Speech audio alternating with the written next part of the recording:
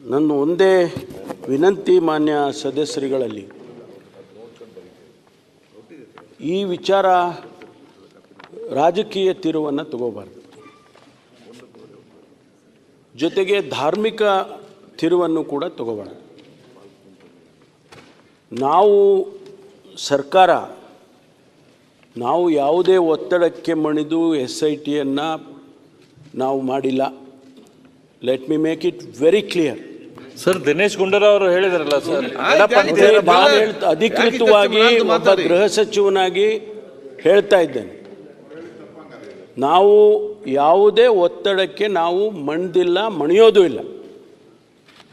ನಮ್ಮ ದೃಷ್ಟಿಕೋನ ಓನೇ ಸತ್ಯ ಹೊರಗಡೆ ಬರಬೇಕು, ನ್ಯಾಯ ಕೊಡಬೇಕು.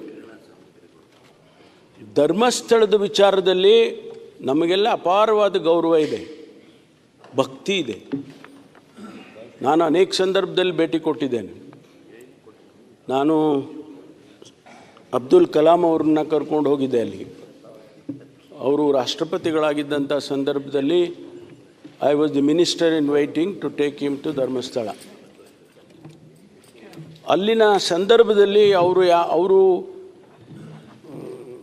ಇಸ್ಲಾಂ ಧರ್ಮಕ್ಕೆ ಸೇರಿದ್ದವರಾಗಿದ್ದಾರೆ ಅಂತ ಹೇಳಿ ಅವರನ್ನು ಬೇರೆ ರೀತಿಯಲ್ಲಿ ಕಾಣಲಿಲ್ಲ. ಅಂತಹ ಸ್ಥಳ ಅದು ಧರ್ಮಸ್ಥಳ ಅಂತ ಹೇಳಿದರೆ ಇಡೀ ಕೋಟಿ ಕೋಟಿ ಜನರಿಗೆ, ನಮ್ಮ ರಾಜ್ಯದಲ್ಲಿ ಅಷ್ಟೇ ಅಲ್ಲ, ಬೇರೆ ರಾಜ್ಯದಲ್ಲಿ ಇದೆ, ಬೇರೆ ದೇಶಗಳಲ್ಲಿ ಭಕ್ತಿ ಇರ್ತಕ್ಕಂಥವ್ರು ಭಾಳ ಜನ ನಡ್ಕೊಳ್ತಾರೆ. ಅದ್ರ ಬಗ್ಗೆ ಯಾರಿಗೂ ಕೂಡ ಡೌಟು ಬೇಡ, ಅದ್ರ ಬಗ್ಗೆ ಬೇರೆ ವಿಚಾರದಲ್ಲಿ ಯೋಚನೆ ಮಾಡೋದು ಬೇಡ.